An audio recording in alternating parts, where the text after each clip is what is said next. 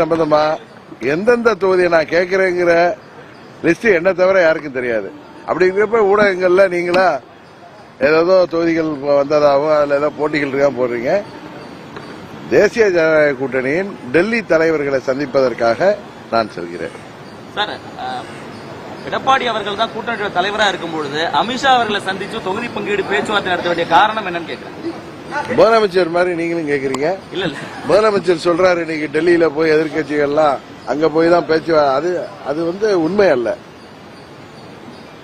குறிப்பாக அம்மா மக்கள் முன்னேற்ற கழகத்தை பொறுத்தவரை எங்கள் கூட்டணியின் தமிழ்நாடு தலைவர் திரு இபிஎஸ் அவர்களுடன் தொகுதிகள் பங்கீடு சம்பந்தமாக நாங்கெல்லாம் ஏற்கனவே தேசிய ஜனநாயக கூட்டணியில் இருக்கிறத உங்கள் மூலம் தமிழ்நாடு முதல்வருக்கு தெரிவித்துக் கொள்கிறேன். என்டிஏ ஆல் இண்டியா தலைமை யாருன்னா பிஜேபி. அதன் முக்கிய தலைவர் மாண்புமிகு உள்துறை அமைச்சர் அமித்ஷா அவர்களை நேற்று அண்ணன் இபிஎஸ் போய் சந்தித்து வந்திருக்காரு. எனக்கு இன்றைக்கு வர சொல்லிய அழைப்பு என்பது 4 நாளுக்கு முன்பே வந்த அழைப்பு.